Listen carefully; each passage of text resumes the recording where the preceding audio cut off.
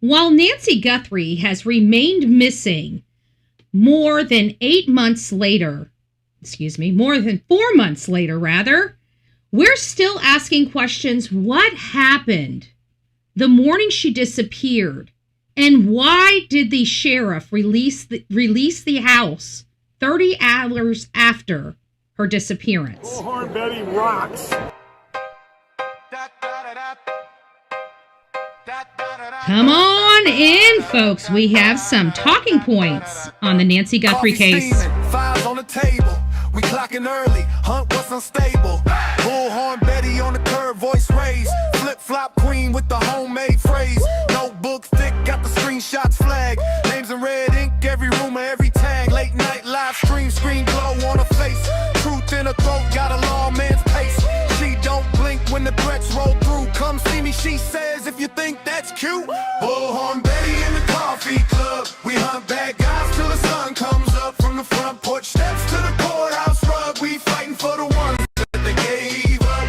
Bullhorn Betty in the coffee club. Sip that truth from a styrofoam cup. From the quiet streets to the madhouse buzz. We ain't letting go till we get that justice.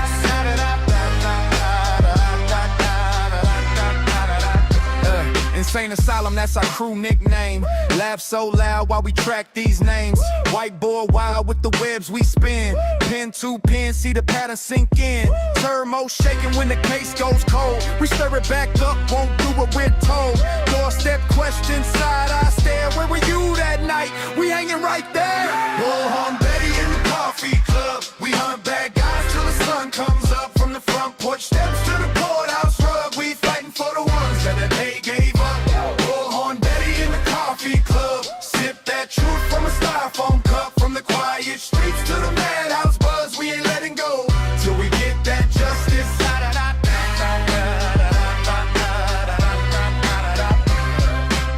This for the faces on the milk cart labels. This for the families praying at tables. This for the names that the news won't say. We say them out loud every single day. Every day. If you're running in the dark, better feel that fear. Betty got a bullhorn right in your ear. Coffee club crazy, but we think so clear. One small town, whole world gonna hear. Hey! Bullhorn Betty in the coffee club. We hunt bad guys till the sun comes up. From the front porch steps to the courthouse rug. We fighting for the ones that the day gave up. Bullhorn Betty in the coffee club. Sip that truth from a styrofoam cup. From the quiet streets to the madhouse buzz. We ain't letting go till we take quick trust.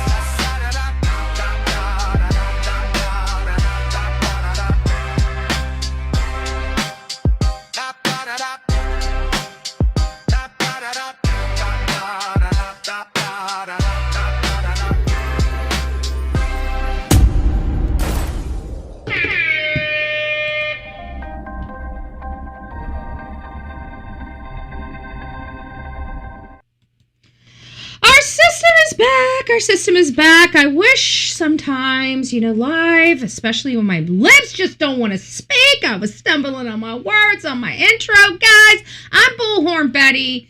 This is Bullhorn Betty's channel. This is the Bullhorn Betty Show. And you guys are all considered the coffee club. So grab your beverage. Here's to you. Here's to me. If we shall disagree, you, not me. I'm just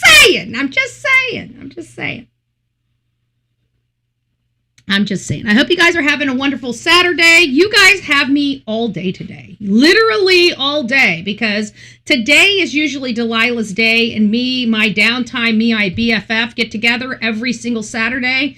But she's not going to be here this Saturday. She's not here today. So I went over and hung out with her yesterday. So that's why you guys didn't see me too much yesterday. And now we're back hitting everything, just trying to get you guys updated. We got 3 major cases and updates today. We're starting out with the Nancy Guthrie case. We're here. I realized I put 8 months, but we're here 4 months later. I don't know how I screwed up the frickin' arg, right? We're here 4 months later. And Nancy Guthrie is nowhere to be found. With the case is kind of getting to like a shit show theory, and things are not going as they should. The case was botched from the very beginning. We have put the sheriff literally on blast for, I don't know, since like February, like the middle of February, like I think it was after February 10th. Like, I remember the stuff coming out, but I remember right before, this release of this guy, I remember people starting to talk about nanos. Like, we were all in the dark, and then people that used to work for the department started crawling out from under rocks and wanting to let us know about the department and why it seems like this department was a bumbling mess. I mean, let's face it.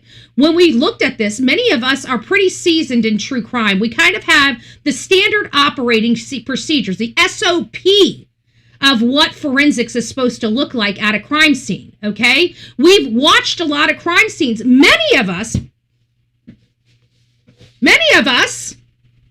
have actually reported from the freaking crime scenes while they're processing them. Right? And you guys were the audience watching as it happened because we were there. So I find it almost appalling and disgusting that we are talking about this high-profile case of Nancy Guthrie. Her daughter's famous. They have money. Remember, in our minds, we always believe, at least we're taught from a young child, right? To idolize wealth, to idolize this, to idolize that, idolize musicians, idolize movie stars, idolize. And then when you pull the layers back, of course, it takes you getting a little older, but when you pull the layers back, you realize they don't have it any better when push comes to shove. Look at this family. They have all this wealth, and it still can't save them from a corrupted sheriff or dirty dealings from common criminals. And they are just as lost as some of our parents that have zero money. So what does that tell you? All that idolization, all that money, all that wealth, all those things, when push come to shove, mean absolutely squat. They mean absolutely squat. Now, I see Dolly is running live right now. He's running live with, I'm a YouTuber and the family doesn't want us out there, and I think they're all idiots out there being out there, right? Mr. Dolly that goes and tries to hijack, and tries to act like he's one of the people that report from front of scenes. Let's be honest, that man didn't even fly on a freaking plane until he met Bullhorn Betty. Okay? Bullhorn Betty taught him to go out in front of houses. And you know what? He went in front of houses. He sat so far away. He stayed there 2 days, 3 days tops, and then he was back home. He accomplished absolutely zero. But you know what he does? He criticizes everybody for just doing their job because he's unwilling to do what they are willing to do, and I find it quite appalling. I find it quite appalling that he's sitting there saying a fact that the Guthrie family doesn't want them there. Do you know that we heard that in the Gabby Petito case? Because nobody really understood why I was out there or why Jonathan was out there. Everybody kept saying, the family don't want you there. The family don't want you there. Well, it was kind of funny. Because the family has a cousin that we had direct contact with us. We would have never been in front of that house had it not been for the cousin reaching out to us and asking us to please try to find out what we can find out about her cousin's stepdaughter. So we were out there getting information, collecting information when we found out law enforcement lost Brian Laundrie. So just because the family, now remember, this is the same Guthrie family that hasn't provided flyers, that have removed photos and images and advocacy for their mother off their website and social media profiles. So if we were to take this standard that Dolly has now made of because the family is quiet about what's going on out there, they totally don't want anything or anyone or any social media content creator talking about the case or being out there. If we were to apply that logic, well, then I guess they don't want their mom found either, right? Because they've been ultra quiet about that as well. They've actually removed photos of their mother. They've removed posts about their missing mother. So if we were to apply the logic that now Dolly has put out, Well, then the family doesn't want the YouTubers out there, and they don't even want their mother found, based upon that logic. So I want you guys to understand how ridiculous that sounds.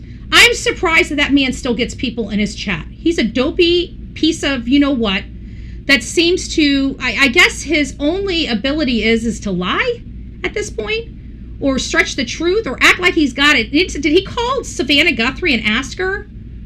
Did he pick up the phone and call Annie or Tommaso and ask them? Or is he actually making fact out of fiction? Is he actually making fact out of fiction? I don't know.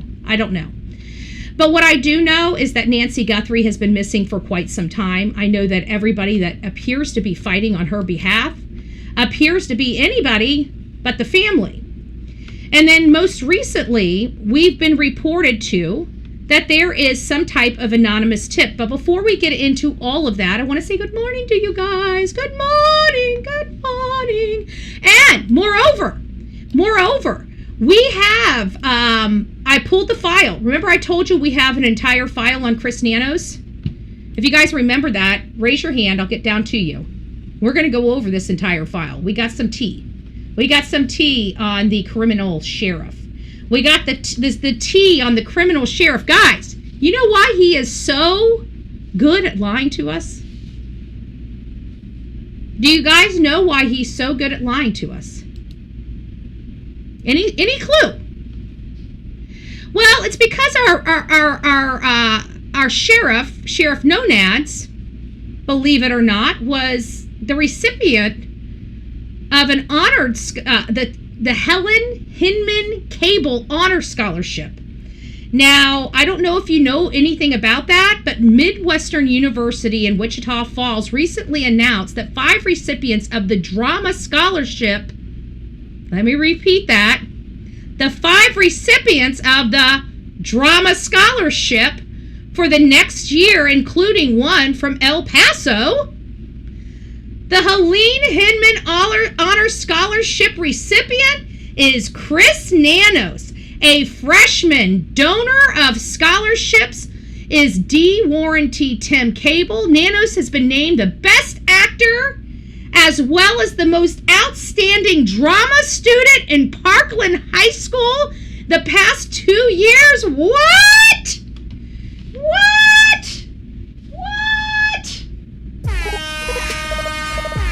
Did you guys just hear that?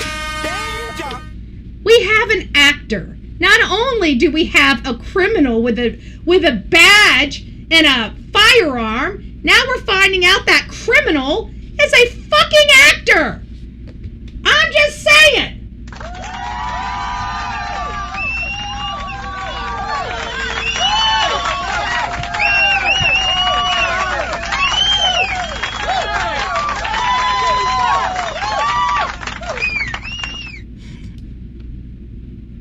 Best in no class. I'm just saying.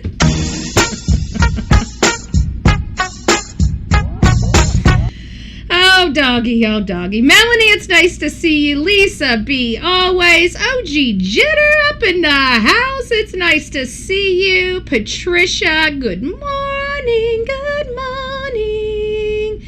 OG Jitter, Whispering Winds. Phil, hey. Cinderelli. Open-minded, the YouTubers that fight amongst themselves over numbers are making a bad name. Oh, God. Everybody fights over it. I mean, that's what the fight is between legacy media and social media, is clicks and views. It's what, I mean, everybody is. I'm so sick of the argument over clicks and views. Nobody comes here and says, ooh, I'm going to open up a YouTube account and hope nobody watches it. Okay? Anybody that argues over money or clicks or views are idiots. They don't even belong on this platform, okay? But they are, because it's America or whatever, you know. Anyways, let's move on. Hi, Open-Minded. It's nice to see you from your mommy's basement. I saw your comment. Oh, see, when I push that, my button's just not working. It's just not working. Why is it not? I'm gonna.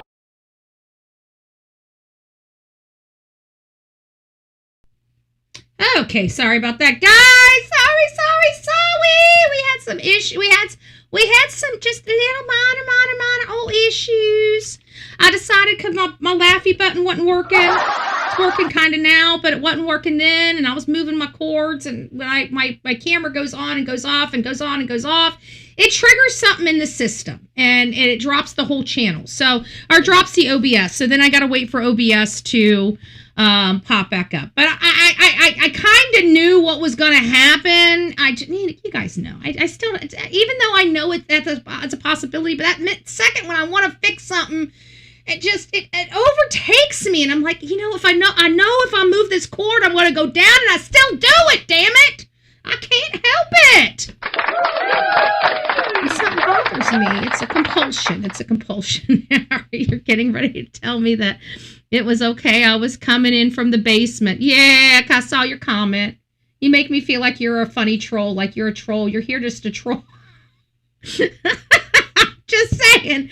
That's where I was going with it. Like, I feel like you're a troll. I don't know who you are yet. I won't figure it out. But you're still doing good with the commentary, and you bring up valid points. It's the only reason why I keep you around. I'm just letting you know. Open-minded. There's a reason why I keep you around, and it is because you do bring up good talking points. Okay, I'm just saying. But I still feel that you deserve this song, and I don't know why, but I do feel like this is you. Can you tell me whether I'm hot or cold? Just let me know. Am I hot or cold? Come on, Mike, let me know. Jump and duck, let's take a shot. Turning trolls into what they're not. Whack a troll. Whack a troll. Let 'em tumble, let 'em roll. Swing your spatula Or a stick. Whack 'em fast, whack 'em quick. I'm telling you, when you start talking about being at your mama's basement, I'm like, okay, he's been watching me a while. He or she has been. We're not kicking you out. I'm just letting you know we're going to keep you around for a little while. But I'm just saying, it was the basement. It was the basement. The basement is what. It's the basement comment. See, I was kind of iffy, but when I heard the basement comment, because that's what I'd say about people I don't like, and since you're already owning it, I'm just like,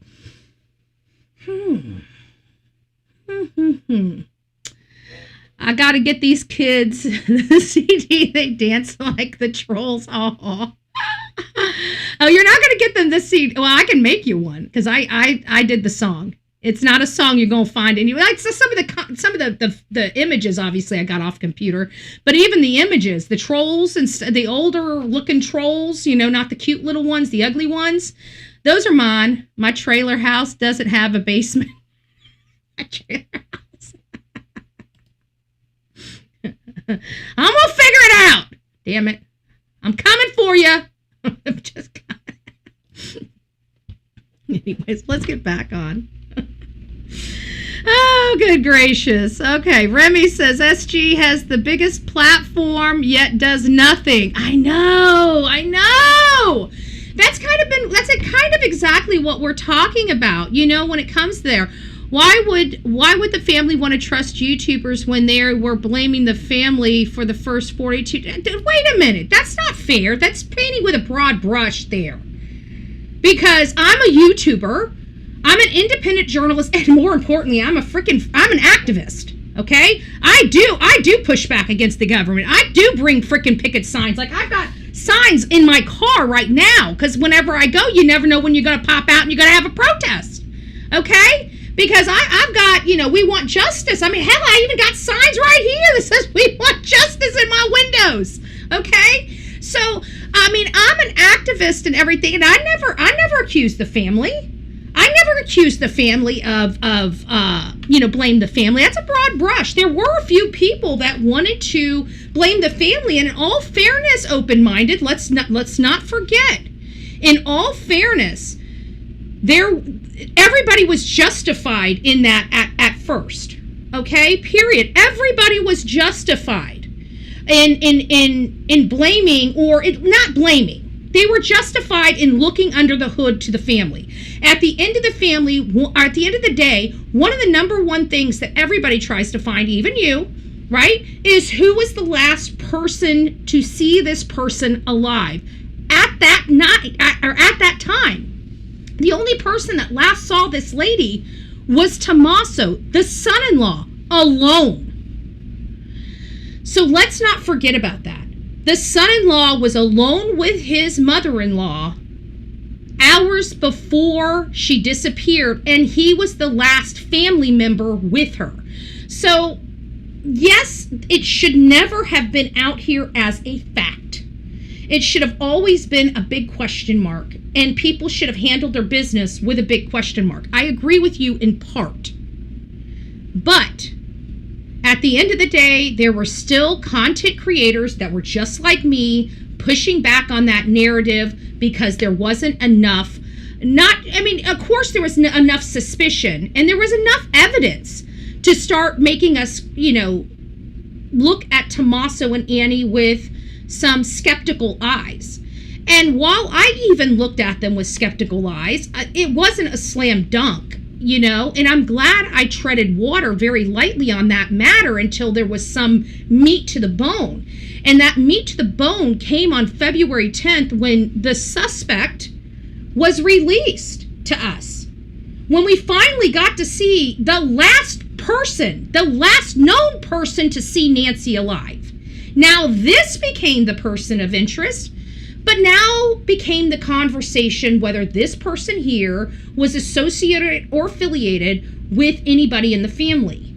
So there could have been some things. So I think it's disingenuous to say that YouTubers blamed them for 42 days. That's not necessarily true. It wasn't just us. I guarantee that law enforcement actually believed Tommaso was a main suspect until he wasn't, until they cleared him. Okay, so it wasn't just the public of the court of public opinion at that time. It was also law enforcement opinion at that time. So I think it's easy to club people over the head, 4 months later. And I need to go change that on the thumbnail. Actually, a matter of fact, why don't I do that while I'm talking? But we also really do need to remember that we weren't the only ones that were looking sideways at the family. Law enforcement had to have been looking sideways at the family. How do I know this? Because anybody in law enforcement, they're looking for similar things that we're looking for. The last known person to see Nancy. And the only person, until the FBI got involved and got Google involved and got Google to look at that residual data, he would have been in the hot seat. He would still, let's not forget this. He would have still been in the hot seat today.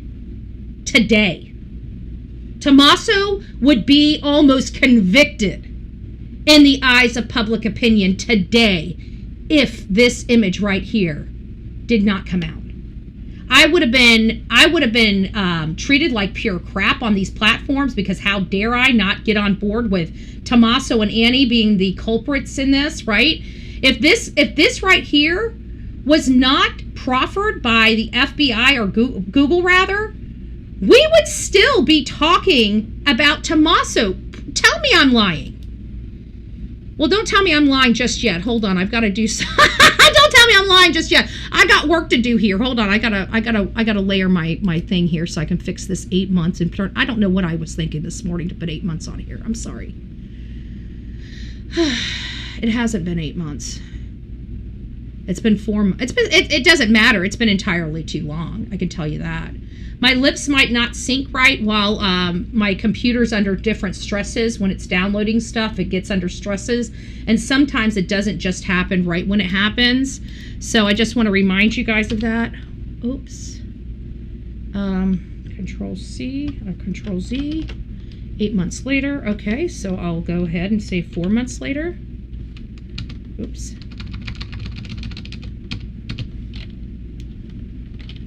4 months later. Okay, there. Sorry, guys. So I'm changing a lot of different things. I'm going to change this background because it's driving me nuts that it has 8 months on it. Don't ask me what my brain was thinking. I cannot tell you. I'm not going to tell you. It is what it is. I make mistakes. I have glaring issues. Life goes on. Let me go ahead and change this. I fixed it. I fixed it. I don't want any of those Karens or Debbie Downers up in my, and I want to apologize to all my Debbies and Karens in the chat. We love you. I just want to tell you we love you. Stop. We do love you.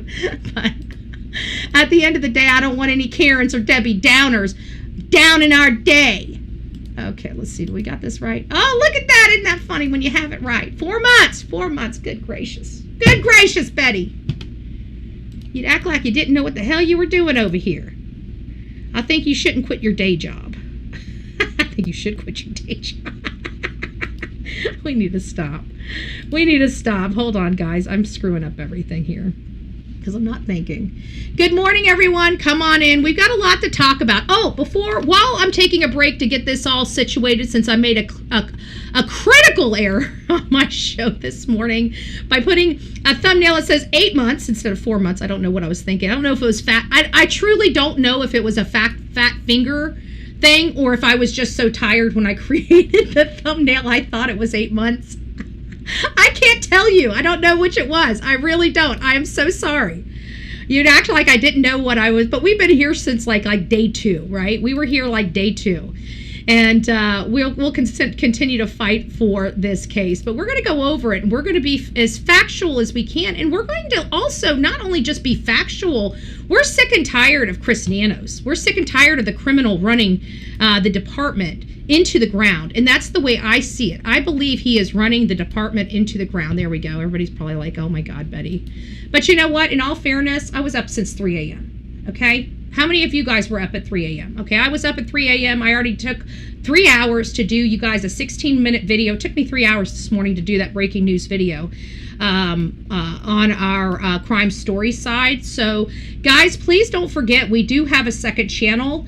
It is Bullhorn Betty Crime Stories, and this is kind of where we give you guys your daily breaking news, okay? We'll probably do some more different types of stories and conversation pieces on that channel, but if you have not been over to the Bullhorn Betty Crime Stories channel, especially like most of the stuff, we do United States-wise, but we've been doing a lot of Florida type of stuff. So if you're one of our Florida, especially if you're one of our Florida residents, you're going to want to be subbing up to the Crime Stories channel, at least for this segment of the breaking news, because I've been focusing heavily on Florida. I'm going to be incorporating other states that we're going to be diving into for those breaking news, but I think I'm just going to keep it local. I don't think I'm going to do, like, unless there's like a crazy case in the United States, I think I'm going to like really keep it the southern part of the state, because if we can catch a breaking news case, you know, somewhere we can get to, we can cover that live, right? So I'm thinking maybe North Carolina, South Carolina, Georgia, and Florida. That's kind of where I'm going. I don't like to go over to Alabama, Mississippi, you know, start going into the into our, you know, I don't know what they would call that, the plateau of Florida, you know, at the top of the panhandle of Florida. I don't know if I want to start doing states over there. It just takes too long to get over that. It doesn't look like it, but it's so much easier for us to get to Georgia, to get to South Carolina, North Carolina, those, and then Florida, just you know, that quad. And I think that might be, I might start incorporating more of that into it. So Lisa B. Always, it's nice to see you. Whispering Winds, hello, hello. Guys, if you're coming in, please come on in. We've got a lot to go over. We were going over, I kind of started screwing with my system. I dropped my system, so now we're back. Michael, it's nice to see you. I hope you're doing well, dear. YouTuber Deanna, Melanie, hello, Horsey Love. Do I have to sing a birthday? Aren't I singing for Grandma? Am I singing for Grandma today? If I'm not, I don't remember singing for her. I don't think I was ready. I'm still not ready, but I think let me get my birthday hat on. Get Grandma. She's going to have to be part of the replay crew. Hold on. I don't think I want to do Brando this morning, but I don't want to do like a sweet one either. I don't know what I want to do. I don't know what I want to do.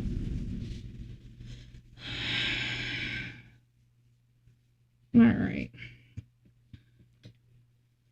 Hello! One thing that we do, you get 2 birthdays in this chat every single year. And Betty puts on this ridiculous hat, these ridiculous glasses, and we sing happy birthday to you. We sing happy birthday to you for your birthday, your actual birthday, and we sing happy birthday to you for your Bullhorn Betty birthday, okay? So you get 2 birthdays a year. So you personally, until it gets so much that I have to start doing, birthday weeks and birthday months, but right now we can do pretty much birthdays on birthdays. So I want to shout out to all of my birthdays for today, yesterday, and this week, because I haven't sang happy birthday in a while.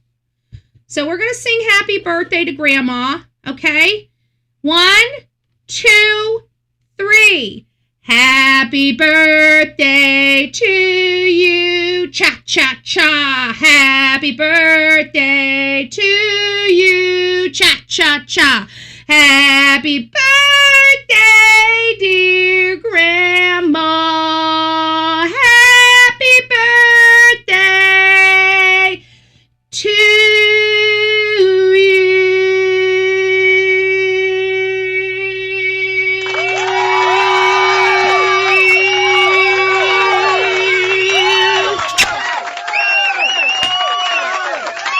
birthday, Grandma.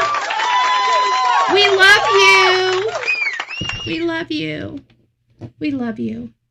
I could have went with Brando. I was even working with a sweet one. Happy birthday to you. Happy birthday to you. Happy birthday, dear Grandma. Happy birthday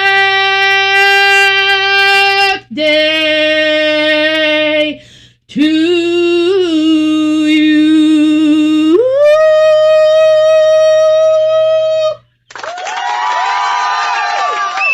I have fun with it. If I'm gonna be looking ridiculous, I'm having fun with it. You don't like my music? Well, then you need to buy my actual CD. Okay, I do actually have a pretty voice. I do. When I want to. It's my party and I cry if I want to. It's so horrible for you guys. You guys won't know what to do when I put out a Christmas album. I promise you that. I hope everybody's doing well. I hope I brightened your day, right? At least I hope I brightened Grandma's day. With his Corvette, how can he afford that? I think this guy is like the definition of dirty. I really do. I think Nano's, and we're going to go through, like, I got receipts, folks. You guys want to come in if you guys want to learn about Nanos, because after we talk about what we're talking about, we're diving into Nanos. Nanos why is he such a convincing liar? You know what I just found out? The MFer was, he was an actor. He got a scholarship for acting. What the?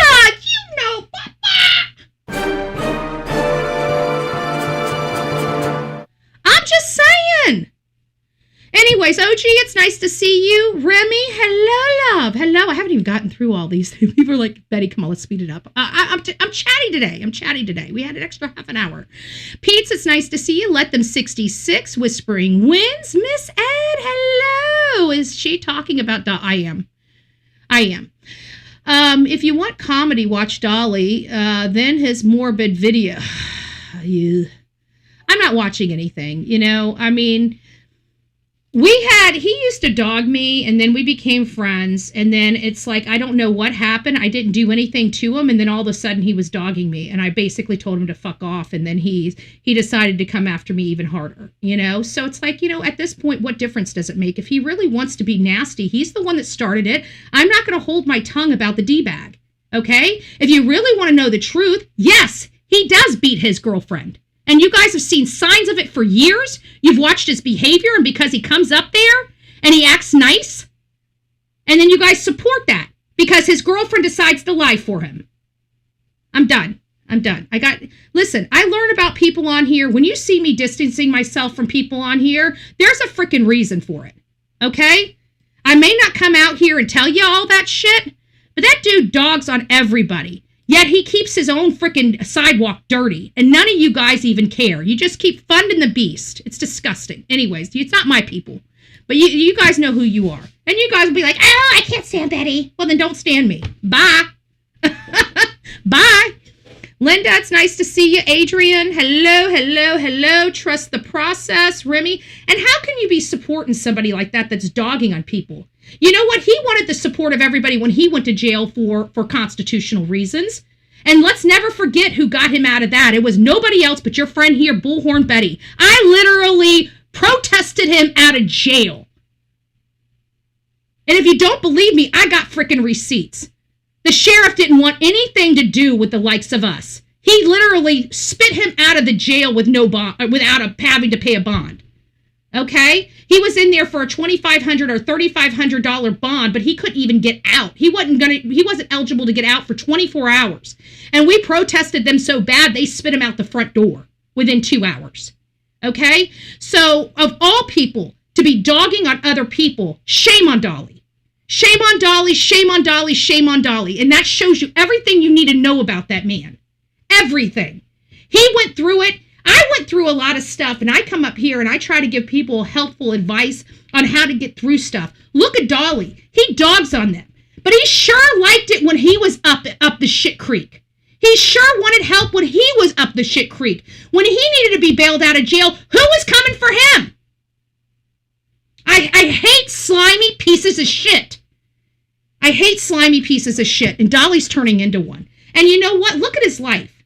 Look at his life. His life has fallen apart since he's been with PJ. Look how heavy he is. That man just had a heart attack 1.5 years ago. And look at him. He can't keep shit out of his freaking mouth. The man's going to die soon if he keeps going the way he's going. So if you guys really do care about him, help him. Because what he's doing to his body, mind, and soul is toxic. You bet your ass on that. You can tell he's not happy. What person just blows up like that, literally in front of your eyes, and tries to maintain that they're a happy person? That doesn't go hand in hand. Happy people usually aren't sitting home stuffing their face with food. I'm just saying. That man was tiny. I haven't seen him in over 1 year. And he just happened to come up because I was signed into one of my other accounts, because the Bullhorn Betty Crime Stories, and he was up in my For You, whatever, trending page. And so I clicked on it, and of course he's dogging everybody because he's king shit and all.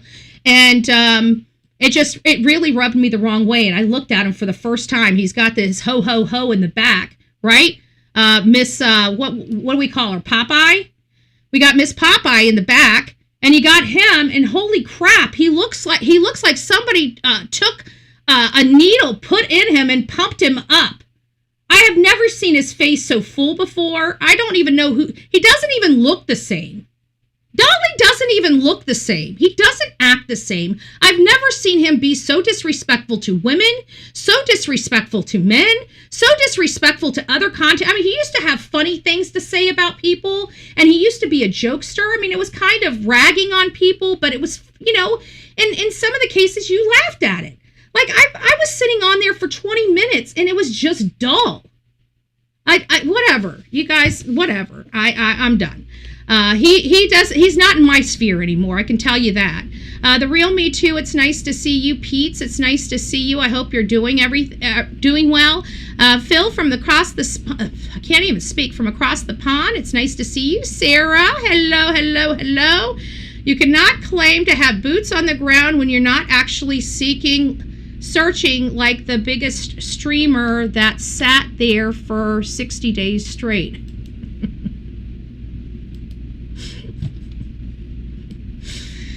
Oh, good gracious. Dreaming of blue skies and sandy beaches. It's nice to see you, love. I hope you're doing well. Deanna, Oma, hello, loves. Hello, I hope you're doing well. Dan, hello. Let him act like he cares. I know. It's bad, though. It's bad. I mean, I'm not wrong. I know I'm not wrong because I have not even seen the man in like a year. I don't go to his channel, and I'm just now starting to use the new channel, and I was signed into it, and he popped up, and I'm like, and it said live. Like Juice was above him, and he was below him, and so I decided to plug into his just to see what he had to say, you know. And I click in there, and the first thing he's already, I don't know how long he was on or live, but the first thing I clock in there for, it's like, well, I don't want him there. And I'm just like, who the are you? Do you got the 800 number to call Miss Guthrie? Like, I mean, how do you know? How do you know? Because don't tell me it's because nobody's saying nothing, because she ain't even saying shit about her own mama. I'm just saying. So, hi, Flight. It's nice to see you. Good morning. I hope you're doing well. Open-minded. Drama is YouTubers complaining about each other. We already went through that. I think that's what we went down. I think I already got through here. Leilani did put on a huge show. It was hilarious. He used to be funny. I don't know what happened. I really don't. Oh, this must have been when we went down, because I see people saying take your time. And people putting the... Let me get past all this. Okay, we're going to get down to the bottom. Hi, guys. I'm Bullhorn Betty, and this is the Bullhorn Betty story, or show. I said that this morning, too, story. This is not my story. This is my show, and each of you guys are the coffee club. Let's get back on track, shall we? So we've been covering this case since out the gate, since almost from the beginning. And again, we were talking about Tommaso and Annie and people, you know, looking at them. But it wasn't just the audience. It wasn't the public just looking at it. It was also law enforcement. Let's not forget. Because again, she disappeared or was reported missing on February 1st. This right here, this image didn't develop until February 10th. So for 9 solid days, well over a week, Tommaso and Annie were under the gun, not just from the public, but also by law enforcement. And as law enforcement was working through all of the data, all of the evidence, and everything else related to everybody in the family, because oh, Bulldog from Scotland, it's nice to have you. Thank you, thank you, thank you. I hope you guys are doing well. We got some people from different countries here. Well, welcome. Come on in. Come on in. Oh, there's Outer Banks. Dolly sat in his hotel room most of the time. He can't hang with the big dogs. I'm telling you. He just can't. Like, he's out there. He's complaining about the heat. You know, he smokes like a freaking banshee. So he can't even go an hour or 2 hours without having to smoke, you know, whatever. That's why he stuck around the hotel, so he could smoke. I guarantee that's why. I mean, I can't do that. I've got to be out there working. I'm not wasting my money to go into town, get hotels, rent cars, and sit in a freaking hotel and twiddle my thumbs smoking dope. Okay, I can't do it. Okay, I can't physically do it. So, long story short, even when I was young, maybe when I was younger, I could physically do it. In my 20s, maybe. In my 20s, I'm not 20 anymore, okay? I'm an old heifer. I'm just saying, I'm an old heifer. But at the end of the day, we all kind of thought the family was doing this. And it had a lot to do with the investigation, folks. Okay, listen, this investigation was botched. There's no other... there's nothing else that anybody can say about that other than this is a botched case. The sheriff did not do this case justice. They released the house in 30 hours. We have literally a home invasion. They leave all the crap on the outside of the house that she and the assailant touched. They did a shoddy investigation and they released the house within 30 hours. This is beyond insane. And you know what? This criminal sheriff tried to justify it. And then more and more, everybody knew. People that no longer worked for that department and knew how they would handle an investigation, knew that this case was being botched, and immediately started coming forward to tell about all the corruption and all of the conspiracy going on with that very specific department. And it made Sheriff Nanos look bad. It made Sheriff Nanos look bad, and Brian Enton was breaking that story because he was getting the insight from prior employees, prior deputies from that department. And so Chris Nanos didn't like it. And because it was coming from Brian Inton, which, let me tell you something, Brian Inton is highly respected on these streets. And the reason why he's highly respected on these streets is because he's not bought and paid for. He works for News Nation, but I'm telling you, that man does his thorough work. He does not do sound bites. He does not get into the politics of these cases. He's kind of straight and narrow. He wants to find the information and report factual information, and that's all he cares about doing. That's why I like his reporting, okay? So when he started telling all this factual stuff, it was being picked up by other news organizations, such as the New York Post and other publications, and they were writing these horrible pieces on Chris Nanos from the information that Brian Inton was finding. So Brian Inton's producer finally gets him in front of Chris Nanos for a private one-on-one interview, and before they even start, he basically criticizes Brian Inton, shames him in his office, browbeats him for telling the truth and taking those statements from those past employees and broadcasting them, and then gave him 5 minutes and then kicked him out of his office, and he never sat down with Brian Inton again. Well, Brian Inton decided to go public with that entire situation. He thought it was unprofessional. He thought it was wrong. He's just doing his job. And Chris Nanos wanted to micromanage the messaging coming from the media. Now, this is my first telltale sign that the media in the area is corrupted, right? Because why would he feel the ability to critique a journalist's commentary unless he's done it before? And when you look at who's been around him before, it's the corrupted legacy media out there that is his henchman right now going after the YouTubers, okay? So what are we doing? We're letting all of those media people and assholes out there, letting them know just how powerful social media is. Have you seen the reporter? She's probably sitting at home crying about how mean everybody is toward her and how much hate email she's getting. Just desserts. This is why when a community comes after social media, and I tell people, I ain't a badass here, right? I'm not doing any of this, but I'm telling you what's about to happen if you keep stepping on the toes of social media. You're going to be doxxed. Your whole entire family is going to start receiving letters and stuff like that. Why? Because people on social media are nuts, okay? Not the content creators, the people that watch us. They're fucking nuts. My audience is pretty good. I will be honest with you. My audience is pretty good, but I know the people that have been with me for several years knows how nutty some of these content creators' audience members are. Okay, they're sick in the freaking head. Okay, and they do some really all-around dirty crap like Nerdy did, right? The robocalling and stuff like that, the federal crimes, and they think it's cute. They think it's cute. But at the end of the day, we have this going on. And then, of course, we have talked about Mexico so many times, right? Mexico has come up many times in the course of this investigation. And, of course, it came after we learned of the masked gunman on the outside of her home. So we've asked the FBI. I'm not just putting this on Chris Nanos' back. Okay, I'm just not. We asked the sheriff and we asked the FBI, is there any possibility of Mexico? We've been told by both of them, there isn't. There isn't. And I'm not sure if that's true. Maybe she wasn't alive when she crossed the border. I don't know. Okay? I don't know. Was she alive when she crossed the border? I don't know.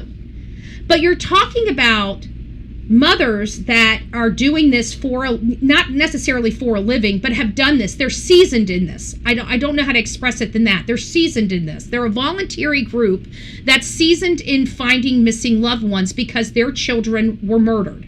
Okay? They were murdered most likely by Mexican cartel members or otherwise, and they were buried. They had to go find their children. And so after finding some of their children, some of them probably never found their children, they all continue to search. And they search for other people. Now, Arizona borders Mexico. Arizona is one of our Mexican bordered states, okay? And not only is Arizona, the state of Arizona, a border state to Mexico, this particular community, Pima County, is about 70 miles from that border. The idea that Nancy Guthrie most likely perished from this attack, whether this was to get her to perish or if this was for some other motivation, somewhere along the line, we believe that Nancy perished. So now they have a perished elderly lady. Okay, they can't keep her lying around. They have to get rid of her. They have to move her. They have to take her somewhere, okay? So where would they take her? Well, it depends on who did this. But this person right here, we've had a lot of people look at it. A lot of different ethnicities look at this photo. And I can tell you the ethnicity that appears to be most likely is Hispanic. The next most likely is Middle Eastern. So we either have Hispanic or Middle Eastern. I've thrown in Italian, but people disagree. It's either Hispanic or Middle Eastern. So that is where we're kind of at with this. Now, if we believe that it is Hispanic, then they probably, being that close to a Mexican border, probably do have family in Mexico. Would it be such a far-fetched thought that maybe she didn't cross the border when she was kidnapped? Maybe they took her across the border after she perished.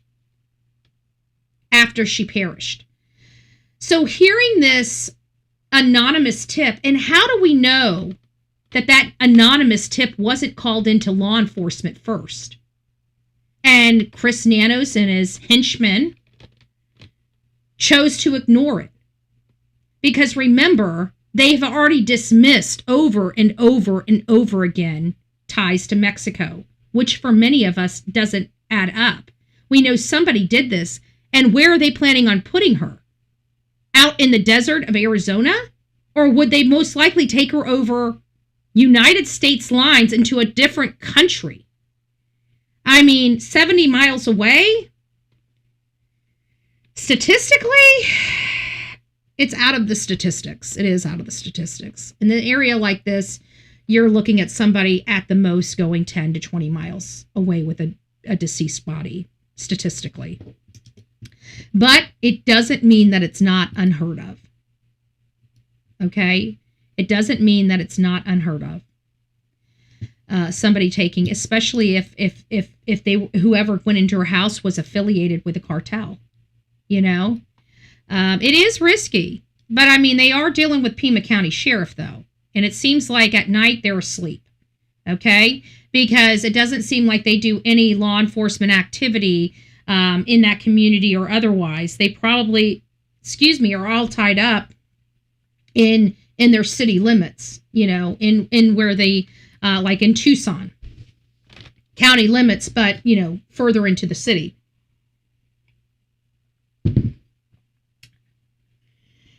So I don't know. I don't know if Mexico will ever pan out. You know, maybe it is just reality. She's not in Mexico, and anything in Mexico is a red herring. We don't know where the tipsters came from. We don't know who the tipsters are. And if we know anything about what happened to the YouTubers, we know that there are people out there that are willing to commit federal crimes for attention or for somebody wasting somebody's time, right? So we do know that those people are out there and exist in our world. So is this just another nerdy? Is it just another nerdy stirring the pot with volunteers? It's possible it is. Or it's possible that this person really has a tip that maybe law enforcement wouldn't even consider looking into. We don't know which it is. But we know that law enforcement has been adamant since the beginning of this case. There's no possibility which pisses me off because, like I said, if she's found in Mexico, I'm gonna be angry. But they said no possibility for Mexico. No possibility for Mexico. So I just want to play this for you. Did I just accidentally exit out of it? I did just accidentally exit out of it. Oh, good gracious. I'm just having a hell of a time this morning. I got to be honest with you. Just a hell of a time. Hell of a time. Okay, we're back. We're back. Let's go ahead and put this up. There we go. Boop, boop, boop, boop. New developments tonight in the search for 84-year-old Nancy Guthrie, more than 4 months after she disappeared from her Tucson home. Volunteers in Mexico say they received a tip about where her remains could be. 12 News reporter Maria Stobbs is here with the latest. Maria? I agree. Mark, that's right. This search group regularly looks for missing people, and they've helped find the remains of dozens of people in the Nogales area. But this is the first time they've received a tip that specifically mentioned Nancy Guthrie. For the That's pretty significant. They said this is the first time that they received a lead for Nancy Guthrie. And I know that we have a lot of people, I get emails all the time that reach out. Oh, thank you. Thank you, Outer Banks. Oh, that's great. That's great. But, you know, we see all the time that, or we hear all the time that these leads come in, and we know that there's like 40 or 50,000 leads that law enforcement is trying to process and go over and find out if there's any legitimacy to the leads and what have you. So is it possible? Is it that this is somebody that just got fed up? And getting back to the emails, we get emails all the times from a lot of people all over the country and all over the world that feel that they know where Nancy is. We can't possibly process all of those. It's not that we don't believe some of the statements that are going in. It's just that we are on a mindset and we are following the leads as they come in ourselves. And so when your statements kind of contradict some of the stuff we found, it does kind of put you into a different category. It's not that we are not paying attention to those emails. We're entertaining all of them. It just doesn't fit, or it just doesn't fit yet. So those things stay there. Hey, Groovy Gal. Hey, Michelle. Thank you, thank you, thank you. And for you, Outer Banks, because I'm a love machine. Ow! Welcome to the crazy family we call the Coffee Club, even though you're part of the family. Grab your straitjacket and your padded room and welcome aboard. Thank you, Betty. Finally, someone else is calling out. Well, I mean, it's not about calling him out. It's just about putting him in his freaking place. You know? He should be supporting. He does this crap. Okay? I wasn't even out there in front of Nancy Guthrie's house, but he was.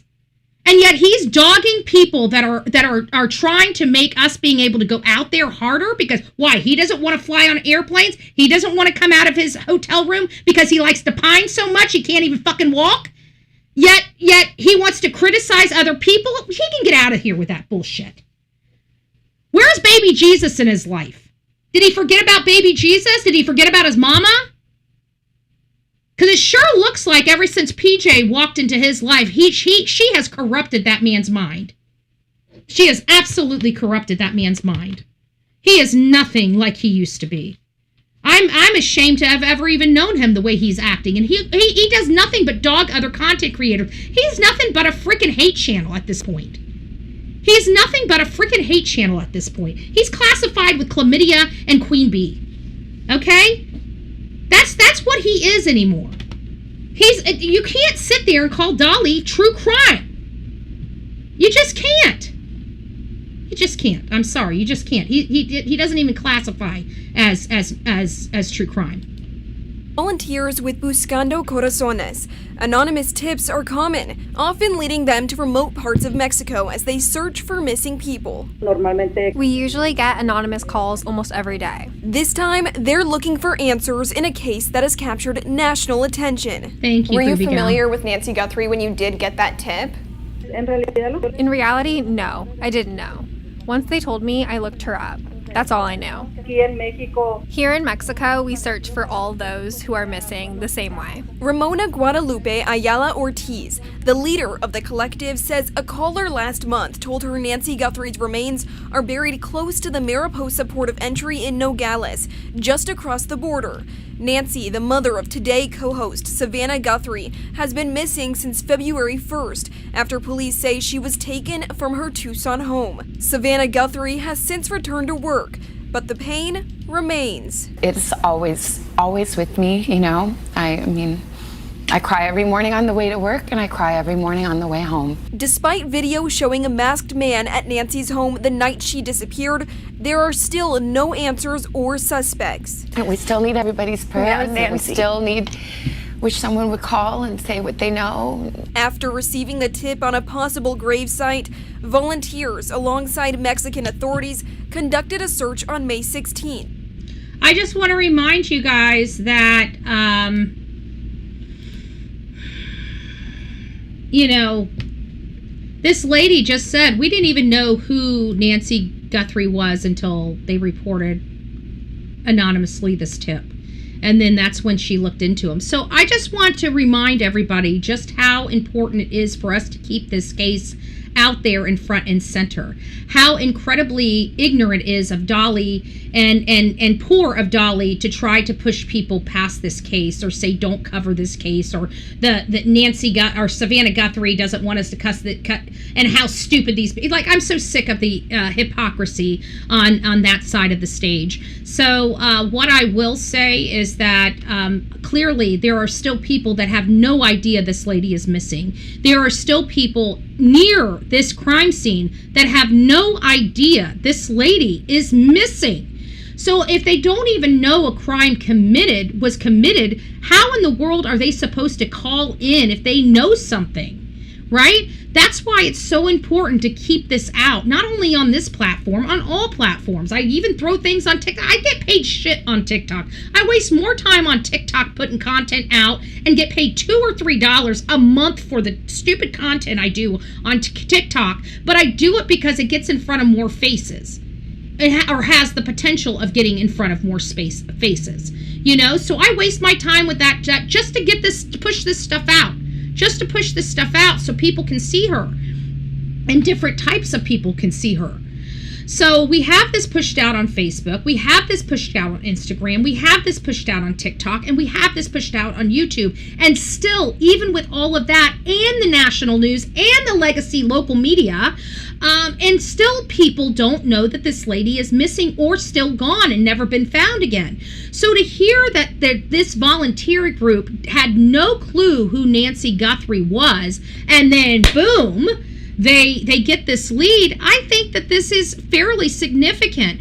And for the sheriff to be like, yeah,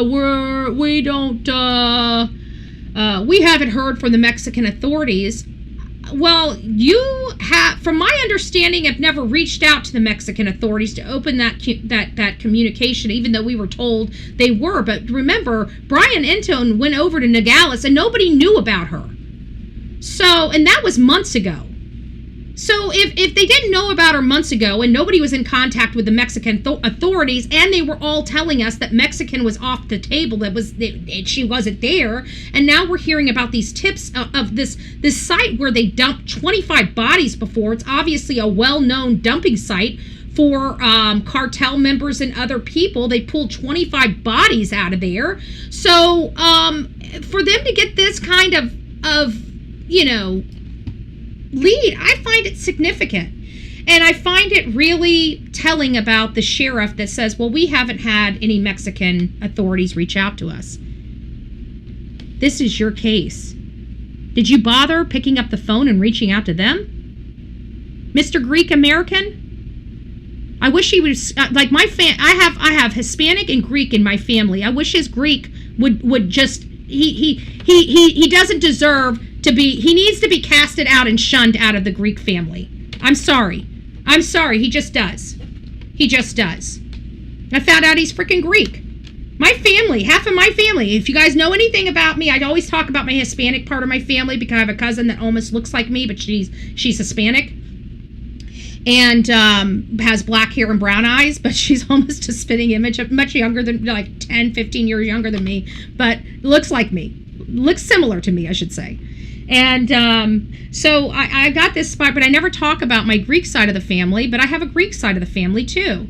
One's from, the Hispanic side is from my dad's side of the family. The Greek side is from my mother's side of the family, along with Middle Eastern, or not Middle Eastern, Eastern European. Eastern European is also a big chunk of my identity. You know, you wouldn't know it with my pasty white skin and my blue eyes, but I do have a lot of dark skin in my family. You know, darker skin. My cousin is a very dark Greek. Okay, my biological cousin's a very dark Greek. He was very, very, very, very dark when my aunt birthed him, and my aunt is also pasty white. So if he did not look, the story of the family is if he didn't look like my uncle, which he did, he was a spitting image of my uncle, thank God.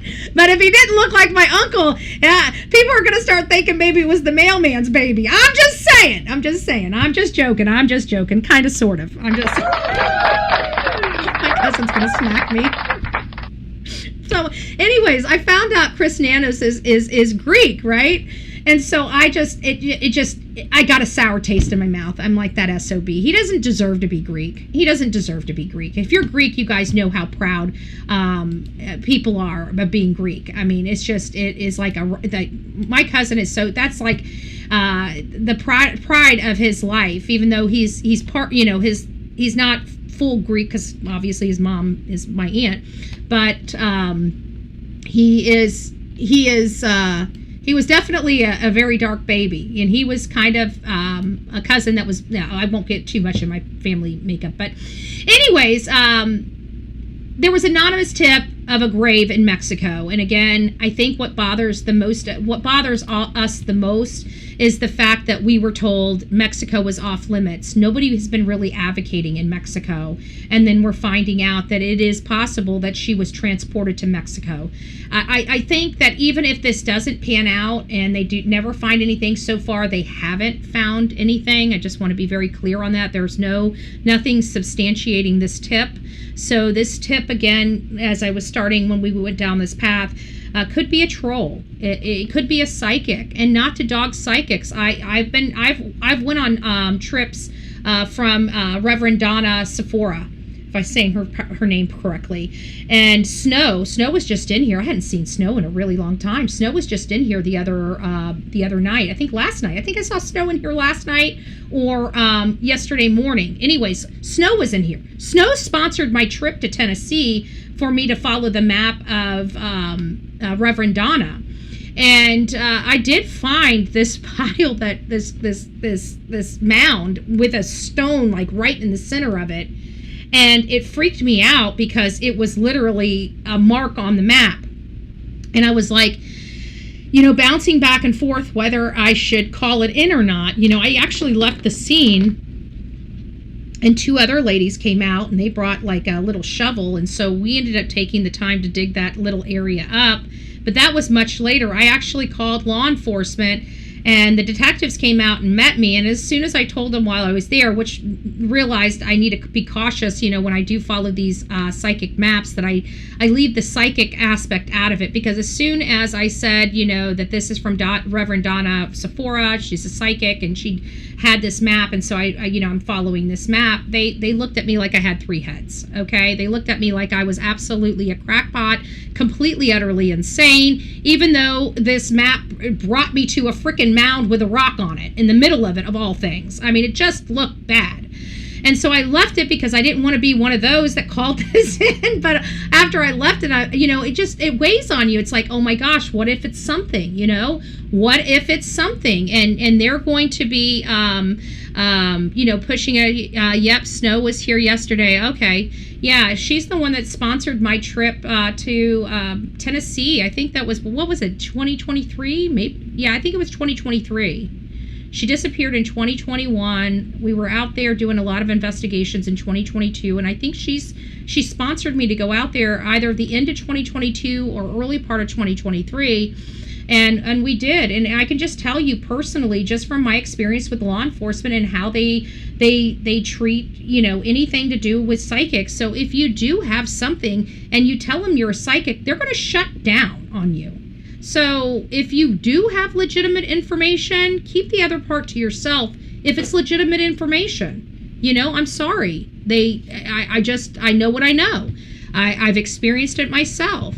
If cartel members took her, they usually start a fire. Well, yes and no. But you guys remember that car that was set on fire with a body in it? That happened like a few weeks after Nancy disappeared. There was a car, because I found it funny that we're talking about possibly the guy that the masked assailant at the front door might be dead. And I even went through the situation of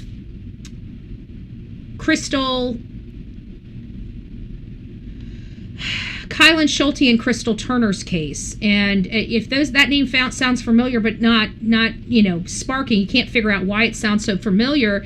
It's because those were the two lesbian married couple that saw Brian and Gabby Petito, Brian smacking the crap out of Gabby Petito in front of the Moonflower. It's a well-documented event that happened. And at that time, Kylan Schulte was just getting off work. So Kylan and Crystal was picking her up in the van. So Kylan was just getting in the van when this altercation was happening, like right in front of them across the street, like catty corner from where Crystal had parked. And it was this guy smacking this girl in the face as they're coming out of the coffee house. And it was this violent, and they didn't want to get involved, so they never called the cops, but they knew that somebody from the Moonflower, where Kylan was working at the time, was calling law enforcement. So they just chose not to get involved and kind of, decided to leave from that event. But what is so strange about this is all four of them at that moment, they kind of crossed paths within less than 30 days. I say this, and every time I say it, I get goosebumps all over my body. Within 30 days, all four of them were deceased. 3 of them were murdered, and 1 of them committed self-harm. 3 of them were murdered, and 1 of them committed self-harm. So for a while, a lot of people believed that Kylan Schulte and Crystal Turner could have been a victim of Brian Laundrie. Okay? That's how crazy it was.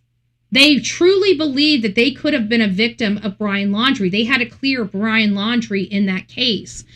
And of course, after Brian Laundrie was found at the Myakkahatchee Creek Environmental Park, we embarked on the travels, on the footsteps of Gabby Petito, which also incorporated the Kylan Schulte and Crystal Turner case. So we decided to investigate that case too. And we came across the assailant in that case. Well, they were murdered in August, and their assailant self-harmed himself in September. And we never knew until like 2 years later that Adam ultimately is the one that took their life. So even if he wasn't unalived by a cartel member, could the grief of knowing that he committed homicide to this elderly lady when he just wanted to rob her, or just wanted to R her, or just wanted to whatever, would he be able to live with that? Or did he commit self-harm? Or did the crew he run with cap him because he was a loose end? We don't know. We don't know, but there has been talks that it's possible that the assailant is deceased. Has anybody died from Phoenix to Tucson under suspicious circumstances, self-harm circumstances, and there was no real reason for it? Did somebody, and this is another thing, this guy confessed to his male lover that he killed them. So is somebody harboring some information that their loved one murdered this lady and they're just not coming forward? And if so, why not? Why? How can you live with yourself knowing that your loved one harmed this precious old lady? I don't understand that. It's very, very hard to comprehend. And then, of course, we get down to the shit show. the independent media being heckled by neighbors, by mainstream media, by legacy local media out there, and by the law enforcement. I don't care, again, about the feelings. As you guys can tell, I don't have any respect for Chris Nonads, okay?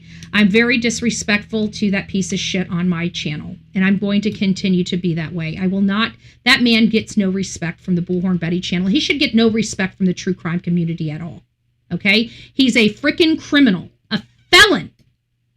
If it wasn't for the garbage law enforcement at the time that he decided to bludgeon a handcuffed suspect and send him to the ICU, he should have been charged with a felony. But it wasn't just law enforcement out there. I think they did charge him. It was the grand jury. The grand jury that took his lies, his bullshit, above the suspect he bludgeoned. It doesn't even matter, because his superiors knew what he did and told him to resign or he was going to be fired. So he resigned. They gave him a pass. They gave him an opportunity to wreak havoc on another community. They didn't care. They did not care 40 years ago. And because they failed to appropriately charge this criminal, he was able to move away and within 2 years, start with another law enforcement wreaking havoc on another community. And now, 40 years later, look at the mess this man has caused. And now, because we here on social media say hell to the nah, he wants to start attacking us personally. He wants to throw the independent media journalists that are out there in jail because they refuse to comply. They have no reason to comply. Public property is public property. They have a right to record. Just because there's not a whole crew out there anymore doesn't mean you get to strip these people from their rights.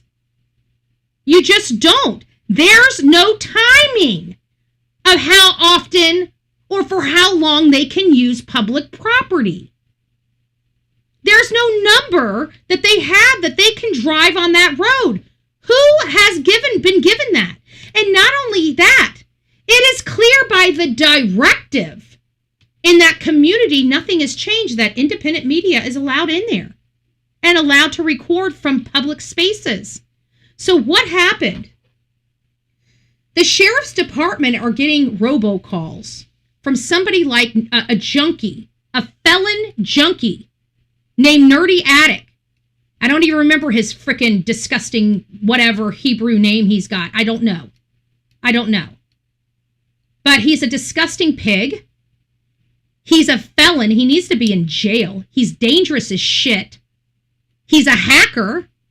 How the hell the feds have not arrested him and have not charged him with all the hacking he's done around the United States of America? They just need to get their hands on his computer and phone to see what all he's done. You cannot tell me they cannot find probable cause to get access to his phone and his computer. And so he's been creating, along with a handful of other people, from a Discord chat. Again, the FBI needs to get in Discord and start subpoenaing some of those chats. We'll be working on making sure that they're directed to the right places. But at the end of the day, they need to get into those chats to find out who's doing this. But it's not the community. You got Sue Ellen.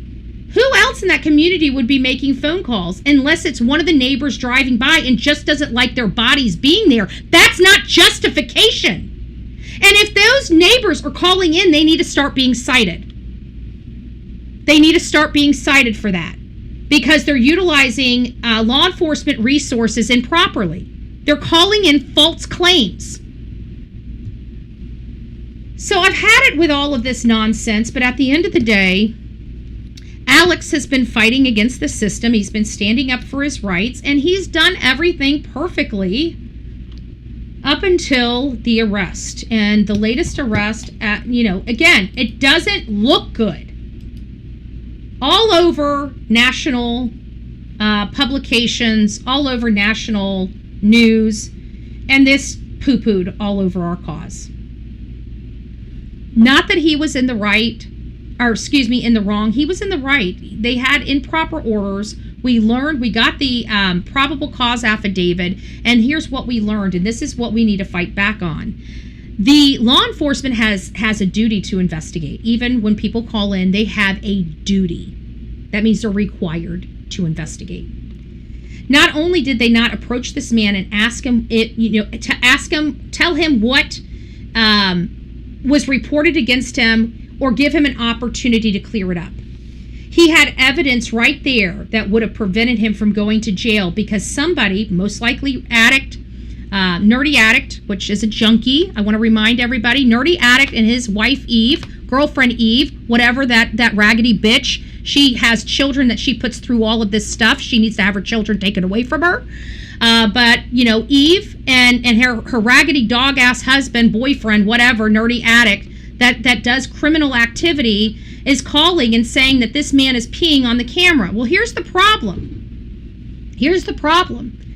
Law enforcement could have easily logged into his channel and rewind it in real time to find out if it ever happened. They never cared whether it happened or not. They just wanted to have an excuse to arrest this man and get him out of here. And so now by the second arrest, now he can't go back into the area again, right? And he's carrying a felony to boot. This is why it's so important never to resist. Always comply with law enforcement, because it makes them look bad. This makes him look bad. Big difference. Big difference. So this is what everybody out there that's not on social media is seeing. Okay? This is what the public is seeing that's still on cable and that has not converted over here to social media. This doesn't look good. This doesn't look good at all.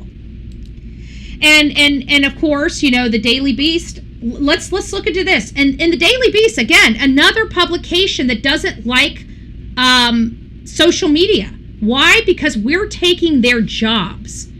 Do you think anybody likes people that are taking their jobs, that are putting them out of business?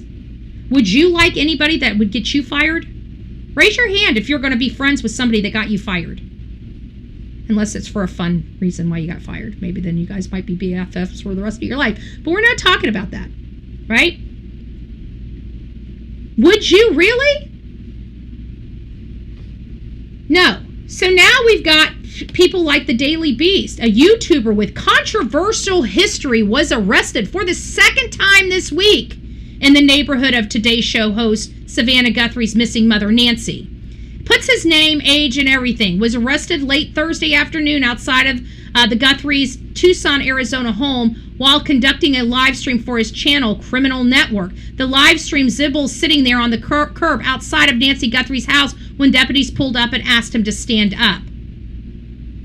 The encounter escalated from there, with two deputies telling Zibble he's under arrest and wrestling to control him. Okay? And then this is another one where he's got on camera somebody saying, "Don't spit on me or you'll catch another charge." Do you think that looks good? Now, whether these things are happening, of course, Alex denies that. I didn't hear that part. I will be honest with you, but whatever.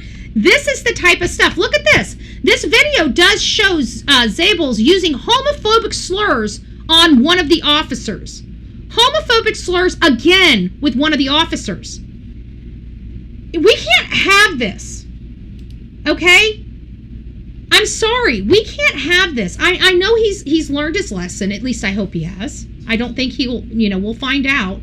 But it seems like this is not the first time he's used those homophobic slurs. I don't know if you guys know this on there's a lot of new content creators that have come onto this platform from the Nancy Guthrie channel. Let me be very clear, guys. The community doesn't have any, we don't stand for homophobic slurs. We don't stand for any slurs, okay? Unless it's white trash, ghetto, stuff like that. We don't. No. No. That's not who we are. So, he has tattoos. He's lived a different lifestyle. He might have been in prison, and maybe there might be some prison stuff still in him. I don't know. I'm just assuming. Probably bad for me to assume because it's really stereotyping. I'll own it. But at the end of the day, you can't do that. We're in 2026. We don't do that anymore. We're not disrespectful to people like that. If you have your opinions about life, then keep them to yourself, right? That if you don't like somebody's life, I mean, there's some things I just don't like. That's a me problem, not a you problem, right? So whose responsibility is it? It's for me to exit, right? I'm the one that has the problem. So it's my responsibility to leave the situation, right? You don't sit there and shame the people and make them leave because you're the one with the problem. So obviously this is a sore subject for Alex, but we can't keep having these homophobic slurs on this platform, period. We just can't have it. We've matured, okay? Exactly. That's what it is. You don't have to co-sign it. It's not your life to co-sign first and foremost, right? But if you want to be able to live your life as you want to live your life, then you need to let somebody else live their life how they... Who the hell are you to tell somebody else how to live their life? Because I can tell you right now, you ain't telling me how to live my life. Which brings me to my segue of my best friend's new shirt. I survived out of spite. I just want to make sure all the hate channels do see my shirt. Okay? I survived slap out of spite. Okay? Slap out of spite. So we just got to be kinder, because at the end of the day, if people are here for a case, if people are here for the right reasons, whether you disagree with their commentary or not, if you want those privileges, you need to give those privileges. If you want that grace, you need to give that grace, right? We don't like them either. No, we don't. No, we don't. No, we don't. What do you mean homophobic? I don't know. It just says homophobic slurs. I don't know. I mean, you're seeing it right here. But great question.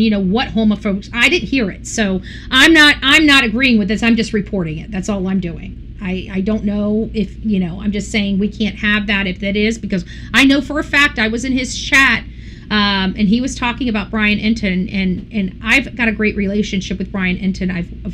I've sat out there with 5 weeks with Mr. Brian Enton. I have his number. He has my number.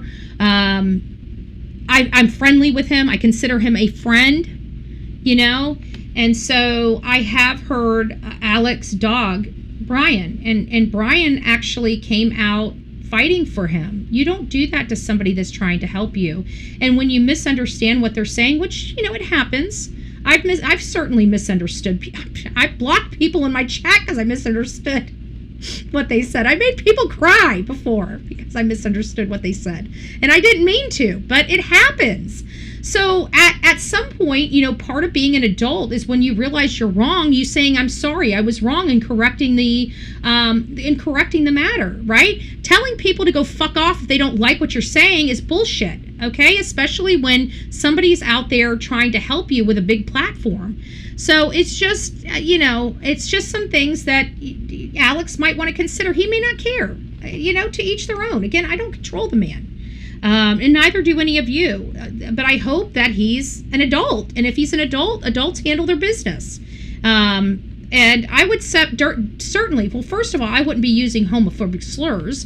But I have used slurs before. I've called people ghetto. I've told them they're white trash. I told them they were, glass pea users, and I've done so I'm also speaking from experience. I've said some pretty terrible things as well, right? Different types of slurs and stuff like that.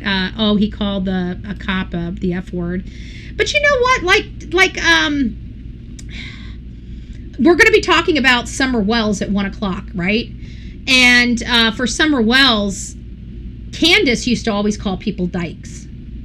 F you, ya effing dyke, right? So that's pretty much a homophobic slur too. But so people do use certain things, and he's 50-something years old. This just might be, something that you got to remember that most of our slang comes from when we're younger. Just like the kids today, most of their slang comes from when they're younger. So you can almost tell the age difference from people depending on what slang they use, because back in our day, everybody used that F word, okay? I'm sorry. Everybody used it. Just like they used to use, oh, you're so gay. They used to use that too, right? So we started making fun of that because gay means two words, right? Gay means gay, right? Sexual identity, and gay also means happy, right? So I don't use those words, but during my time, those words were used a lot in my upbringing. So you might want to have to look at that, like look at their history, look at how old they are, because some of the slang just might be stuff that they've used since they were kids, right or wrong or indifferent. But let's be honest, certain words like even artard wasn't offensive until it was offensive, right? Just like Aunt Jemima wasn't offensive until somebody says, oh, it was offensive. And every person that I know that all my black friends just want Aunt Jemima back. Like I'm just saying.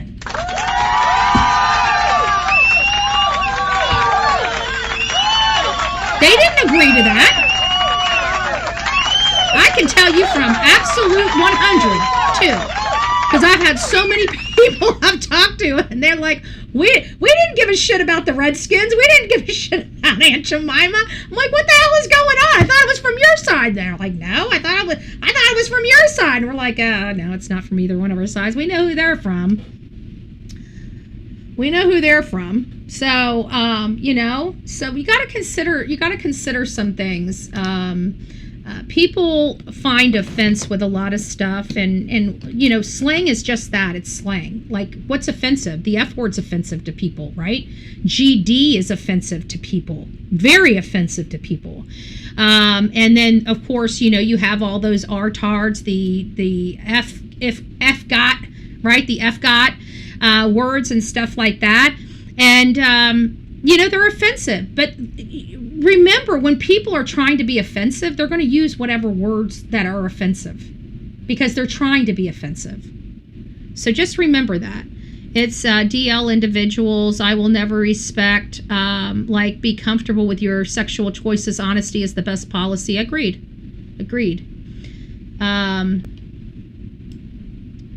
It says, Alex says the R word, and that's offensive to me, but people need to stop being all full of our feel. Exactly. And not only that, but if people want to be offensive, they're going to be offensive, just like you. I mean, you calling somebody a name, like you calling them like I call people asshats, right? Oh, they're an asshat, right? So him and Jonathan in one hotel room in Vegas one night. Oh, stop it, open-minded. I saw that, and it looked like, if I know anything about Jonathan, which I know him very well, okay, very, very well, and he most likely had Ted and Alex in their room, and he took his room, okay? I can tell you, unless push comes to shove, but with the type of money Jonathan now has, he's sleeping alone. He might have a girlfriend sneak in. I mean, that's about it. But he's going to be in a room by himself. He's fine and dandy, bouncing back and forth. But it was Ted and Alex that shared the room with the beds. Jonathan was in his room by himself, unless he had a little ho creeping up the stairs. And trust me, he probably did. He's been spending way too much time out there in Arizona for him not to have a ho. And if you're the ho, let me offend you right quick. Let me offend you right quick. What about calling people a Karen? That's offensive. I know. I did it this morning. I have to apologize every time I call somebody a Karen or a Debbie Downer. I gotta apologize to my Karens and my Debbies in my chat all the time. It happens, but God knows I need to use the words. And my Debbies and my Karens, they take one for the damn team. I've got such a weird name, I never have to worry about it, because nobody's going to say, oh, they did an Andra. Everybody's going to say, they'll be calling everybody Andrea, right? Andrea. So no matter how you look at it, who was Aunt Jemima? I have no idea. All I know is ever since they took her face off the syrup, it never tasted the same again, and I heard that from customers all over the country. I'm just saying. They said it just wasn't the same.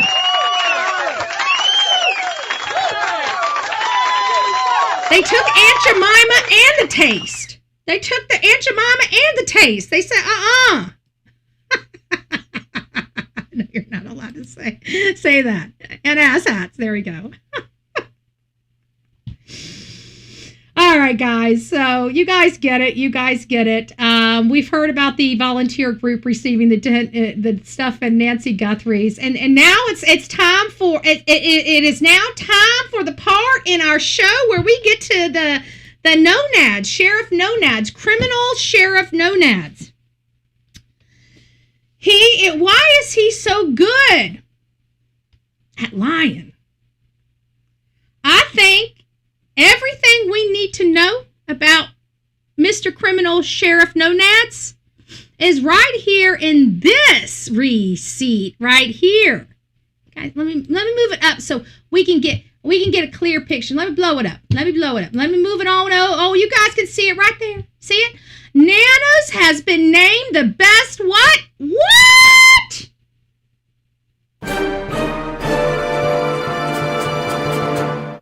So, Mr. Nanos was an actor. And he was one of the most outstanding drama students in Parkland High School for 2 past years at the time of this publication, which is this publication, as you guys can tell, is from a really, really long time ago. Make mail, Karen. You like changing your name? Oh, good gracious. I hate the R word. Been through it all my life. I have a disability. Oh, that sucks. Well, we were bad at it. We said it when we were younger. That's all we ever used. We joked about it. Like we'd laugh, like our friends would make a mistake, and we're like, "What? Are you retarded?" We'd all fall down, like So, but I mean, we just don't know how other people feel about it until things, until people grow up. But it was just a word we all used. And even now, like something will come up and it's not like I'm talking about a person. It could just be a situation. And I'll be like, oh, that's retarded. Right. And people are like, oh. Actually, people around here it's only on social media that a lot of people get offended. And it's probably because, nobody, I don't know. But Nana's having answer to do why did they send a tiny cop? I think if we look at Mr. Nanos, I really do believe like he's got some up and down problems, because when you really compare his personality, his little man personality, and you couple that with the Corvette and his advanced age, like I'm seeing he's got a lift problem in areas he shouldn't have a lift problem in. I'm just saying, is that appropriate? No, it's not appropriate for this show. Was it funny? Yeah, it was funny. And you guys know what I'm talking about. You guys know when men start doing this, we know that they're covering other stuff up. I'm sorry, they just are. If you're a guy in my chat and you're offended by my commentary, you're probably doing it too. Tucson, Arizona is closer to Hollywood than El Paso, Texas. Oh, I believe it. So Mr. Nanos is a rock star, drama student and actor. So I think that explains a lot of what we're dealing with here. And then we go to find out, why did it take so long for them to hold Sheriff Nanos accountable, right? I mean, at least that's my question. Why did it take him so long to hold him accountable? Well, it took him so long to hold him accountable because he was the new rock star in their department. He could do no wrong. How many people's rights did he violate to get to that point, to get to this rock star where he literally had to bludgeon an inmate before he got the boot? Well, he was the rock star. According to this, in a business where getting mugged is the mark of success. Nano does very well for himself. Nanos is a decoy for the El Paso Police Tactical Squad. The bait and what does it say? The bait for strong-armed robbers, pickpocketers, and drug dealers who roam Pasco's seedier side. The patrolman out of the Northwest Police Station substation by day, but goes out at night looking for trouble. he has an uncanny knack for finding it. Nanos spent 2 weeks with the decoy squad last summer and was mugged every night in an unprecedented success rate. An unprecedented, when people start saying an unprecedented, I don't like that in conjunction with Chris Nanos. An unprecedented success rate. I wonder how many doctored reports he got. This man is a crook. This man is a con. And this man is a freaking criminal. All of these people were probably, well, there were probably some that were legitimate. But when he's taking an unprecedented amount of numbers, and we find out how manipulative he is, I believe he was doctoring reports then. And I believe that those reports that were being doctored were starting to be uncovered, in addition to what he was doing. So otherwise he really is a victim, albeit with a lot more protection than most citizens. No decoy has ever been injured seriously, but 5 guys can get in a lot of kicks in a 10 or 15 seconds. It takes for backup squads to come and rescue, Nanos said. The danger of the job takes a toll. So how many times did Nanos pick a fight with somebody? Remember, they didn't have body cameras back then. This was 40 years ago. Nobody even thought about freaking cameras. Nobody even thought about freaking cameras. So he had this unprecedented, he's a new guy, he comes in there, he's part of the decoy squad, he's a patrolman during the day, and he's like this party animal at night wanting to get the crap kicked out of him for the takedown. How many of those did he set up? Now that we know everything we know about Nanos, how many of those did... If you were ever arrested by Chris Nanos, I know you got to probably be elevated age at this point, but if you were ever arrested or convicted because of... and he fraudulently set you up, reach out to Bullhorn Betty. He hired the masked men. He might have. If they got away, he probably hired them. If they didn't get away, he probably didn't. He probably picked the fight with them. Don't forget, if he didn't like somebody, if he looked at somebody wrong and he figured they were a criminal, he would pull their card. He would pull their card, right? He would probably pull their card. He'd probably instigate the situation. Again, he wasn't wired. He most likely didn't have cameras. He probably just had some type of patrol to call him, but who knows? We don't know. I could be wrong. They could have been a legitimate takedowns. I don't believe it because we now know who Chris Nanos is. So he went from this rock star in his department with these unprecedented numbers of convictions or arrests for this decoy operation. And then boom, comes the day that what is this? Oh yeah, and he's a gold medal. Oh, I forgot that. Not only is he an actor, listen to this. He's an Olympic Games boxing competition gold medal winner. So let me ask you, do you think a boxing gold medal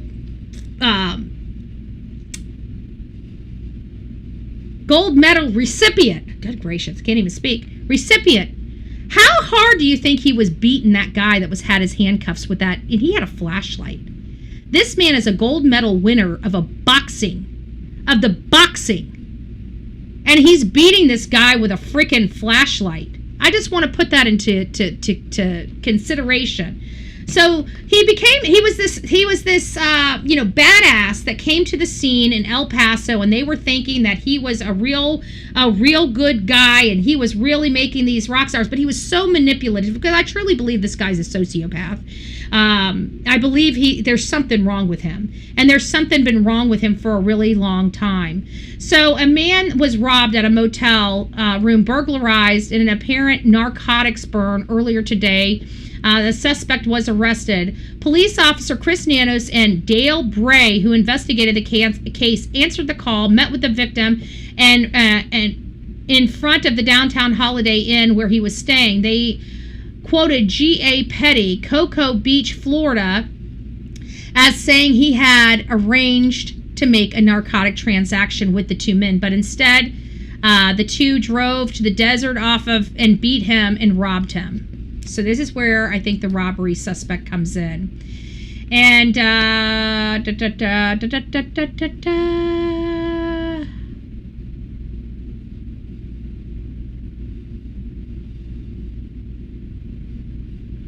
can't remember. This doesn't look like it. I think I got these out of order. 28 brought a maroon. Where is my beating? There it is. So he went from a golden boy to now having to face being fired in criminal charges. So he was suspended, and while he was suspended, now this was really, really bad. Like, not only was he had previously been suspended for behavior not becoming of a police officer, tardiness to work, a whole host of unsavory behaviors from a new officer. Now, at this time, he had only been with them, I believe, 5 years. So he literally got in with them, made this huge name for himself, and then thought he was too big, that he couldn't get in trouble. And then he was ultimately suspended. This was the straw that broke the camel's back. This is when law enforcement told him, you need to resign or we're going to fire you. Which will it be? And so he came back in and resigned. He held his head down for 2 years. And I think the only reason why he went to Pima County is because maybe he heard that somebody at the place was gone and that they would never be able to retrieve his... I don't know what happened. All I know is it doesn't appear that whoever hired him at Pima County did a thorough background check. They may have done a background check, but it was not a thorough background check, and I don't think that they called to find out the truth. Or he may even have given him the wrong number and had somebody else picking up the phone to giving him a glaring review, which, again, fraudulent. Would this be so far-fetched from Chris Nanos, the Chris Nanos we know? No, it wouldn't. It wouldn't. If this man had been properly charged with the felony that he should have been charged with back then, he would not be sheriff to today to wreak havoc on this case and to wreak havoc on this community. So I'm just very curious, and we've got so much on him. We got so much on him, and this is what upsets me. The grand jury declined to indict the police officer charged with violated a petitioner's civil rights when the petitioner wound up in the hospital after his arrest. So Chris, at 26 years old, beat this man to the ICU and got to walk. All he had to do was lie. And I truly believe that that was the beginning of everything. That's when he realized he could just lie. He got himself out of this by lying. And every time he got in trouble, this man would lie again, and lie again, and lie again, and lie again. And this is how we get to the point where we have a person that should never have been a sheriff in a sheriff's position, and now we're finding out he should have been a felon all these years. A felon. So if you couple what we now know, we have basically a felon running a sheriff's department. I don't know where you come from, but to me, that's scary. And anybody that's a felon that is willing to do felonious things, God knows what's happening. How did he get that Corvette? How is he living in that house? How did he have so much money in parts of his life when he shouldn't have? Where is he getting all of his money? Where has he gotten all of his money? I think it's time to question. And remember, the FBI almost had him dead to rights. He was almost indicted for financial crimes by the FBI. This is scary. And now you have this felon with a badge and a gun ordering arrests of law-abiding journalists. I am not happy with this case. I'm not happy with the direction of this case.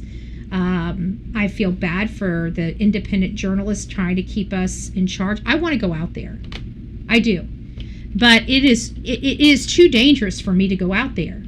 And it's sad because I'm not even in fear of the criminals out there. I'm in fear of the law enforcement body out there. I am literally in fear. They are violating my civil rights because I'm too scared to come to their community by threat of arrest. I think I have a civil rights claim at this point. I think any independent journalist that has entertained the possibility of going out to this community needs to be part of a suit, multi-plaintiff suit against Pima County, because they're violating my civil rights all the way here in Florida, and they're violating hundreds, if not thousands, of independent journalists' rights all over the United States. So why do we not have a class action lawsuit against Chris Nonads? And why hasn't the police or the police's union done a class action lawsuit about the conditions he has created in his department? Listen, folks, I don't care where you come from. Lawsuit is the way we go. What we need right now is we need lawsuits coming out of every orifice of Pima County Sheriff's Department. We need lawsuits from their sheriffs. We need lawsuits from independent media. We need lawsuits from legacy media, not local legacy media, because they're corrupted too. We need to be suing them too for lying to the community. But we need to start saddling up civil suits and start going after these people. And we need attorneys. Okay? If you're an attorney in this community, stand up for the people. Do some pro bono work. Go in there and start representing hundreds, if not thousands of make yourself, I mean, there's got to be some large law firms in Pima County. Don't you guys want some money? Don't you want some pay? People have been violated. There's civil penalties here involved. Go collect that money. Get attorney's fees for doing the right thing for these people, not just these people out there that are facing criminals, but we're talking about all of us, that this sheriff has violated our civil rights, making it almost impossible for me to even get on a plane and travel there. There's more we can do. 857 and Juice are two trusting, good-hearted people. Alec doesn't have resources or experience. He's trying on his own. Well, that's foolish. He should be old enough at 54 years old to know you don't do it on your own. Okay, you guys need they need attorneys. So I know I've been watching that. Some of their they should have enough money for a retainer for an attorney with everything that I've seen over the last week or 2 weeks. So I don't want to hear anybody saying they don't have money to at least retain an attorney from any of them. If I'm incorrected about that, please let me know. But it looks like they should at least after they get paid, which we don't get paid for this month until next month. So they're not even going to have access to that money until next month, the 20th of next month. So just to let you know. But hopefully they have attorneys that are willing to work with them. I don't know. All right, guys. Well, we're going to go ahead and drop this live. This is the Nancy Guthrie. We covered the history of the Nancy Guthrie case. We covered the criminal sheriff. We covered the YouTubers out there that are giving a bad rap. Again, this is exactly why we don't resist arrest. It will always look bad on us, no matter what, because we're fighting with the law enforcement and the government in communities. And again, we're stealing, we're not stealing, we're taking viewership from the media. So the media has they're going to be corrupted with their politicians because they want that viewership. And they figured if they stick with these people, they'll have the viewership. Little do they know they're chopping off their noses to spite their face. And we're going to keep allowing them to do it because, baby, you guys will be over here one day. And when you guys are here, just desserts. And believe me when I say that, just desserts. Just desserts, just desserts, just desserts. The tables will turn. And you guys are going to go down blazing and just spiraling out of control when you get here. Because people are going to have such disdain, and all of us are going to remind, why does this person look familiar? Well, remember those people that were attacking social media? Now they're over here wanting to be part of social media? Hell to the nah. Get your ass moving. Get your ass moving. You didn't want to protect the umbrella when you had an opportunity to protect the umbrella. You wanted to step on somebody's neck? Well, here, let me put my boot. Let me return the favor for you, boo-boo. Let me return that favor for you, boo-boo. That's the way it's going to be over here. They're all going to be over here sooner or later. They're all going to be over here sooner or later. Just saying. Just saying. And they're all going to be behind the 8 ball. They're not going to be winners. They're not going to be heroes. They're going to be a bunch of zeros. Nobody's going to know who they are. And the people that do know who they are, they've already pissed them off. I'm just saying. I'm just saying. He said, let me ask my attorney. And then he responded. He was talking about himself. Oh, reminder, God has plans. Just let you all know. Wink, wink, love ya. Thank you, Joyful Dolphin. I wish Betty would get a little fire up and tell us how she really feels.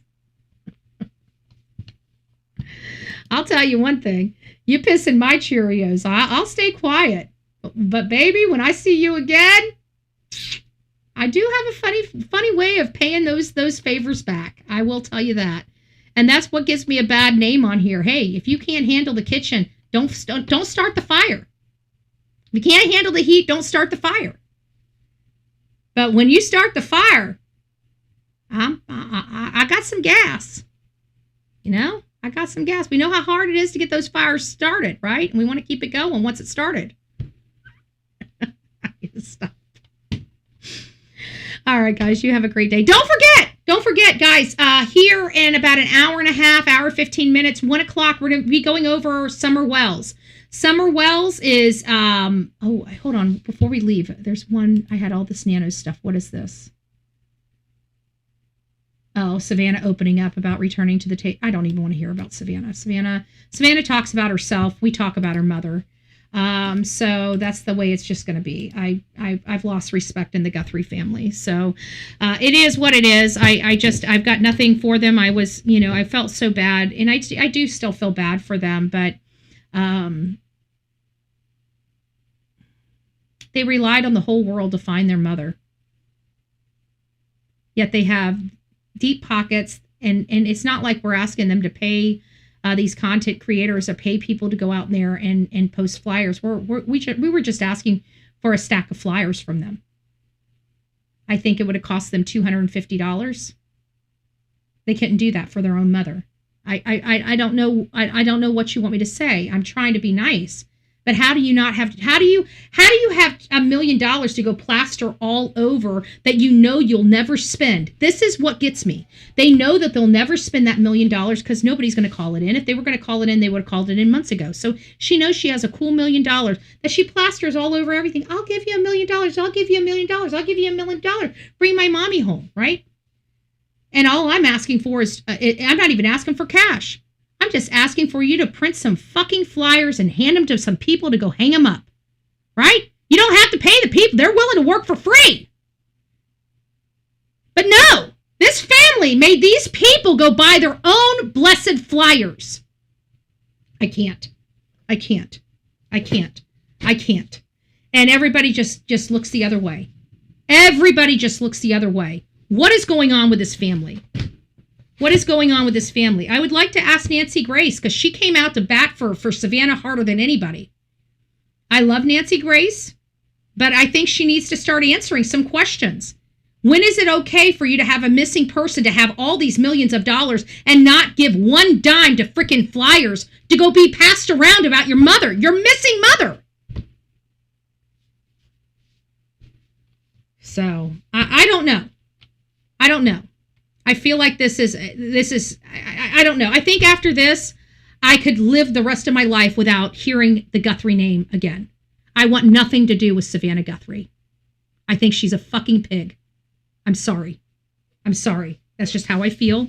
If it's disrespectful to people, I'm sorry. I tried to show her grace. I really have. And I've looked past a lot of stuff. But when I went to her channel and found out she took all of her mom's stuff down, I'm like, this is no different than freaking Katie Proudfoot. And I despise Katie Proudfoot. And I have the same standards. So I'm not happy with Savannah. I'm not happy with any of them. I think they're fucking pigs. Excuse my language on a Saturday. I think they're pigs. And I don't know what's going on. I don't know how to express. Did I think that before? No, I did not. But when you start doing the crap that they did, like it was nothing more than her taking her mom's the advocacy. She only has one freaking platform or several platforms that are doing well. And when you start ripping your mom off those platforms, when everybody in the freaking country is, everybody in the freaking world's looking for your mom, it doesn't look good. It doesn't look good. But for everybody to sit here and say that Savannah somehow can do all of these things and not look guilty or not look like she knows something, I'm sorry. She can come out here all day long and say she's crying every day. But when I see a fake tear coming out of her eye or her what, I'm saying that this is staged. I don't like being played. And I feel like we're being played by the freaking family. I don't like the feeling. When I feel it, I feel it. I'm sorry. Even say thank you. They've never done anything. They're too busy with their noses up in the air. I bet you their mother would be rolling in the graves to see how their children are acting. I don't think their mother would have ever acted like this if somebody was kidnapped out of their family. If her husband was kidnapped out of her family, she wouldn't be saying, "Oh, just decide and do. No, she would. If her husband was missing, I bet you she would stop everything to try to find her husband. It's a little different when you know what happened to the person. And she keeps trying to bring it up and trying to compare her mother missing as to her father dying and then them knowing where her father was and what her mom did. But it's a much different story. Her mother is missing. They don't know where she's at. Her father went to a mine, lost his life in a mining accident, and they were able to know what happened to him, bring him home, and bury him and move on with their life. Decide and do. We do not have that right now in this case. We have no closure. We don't know what happened.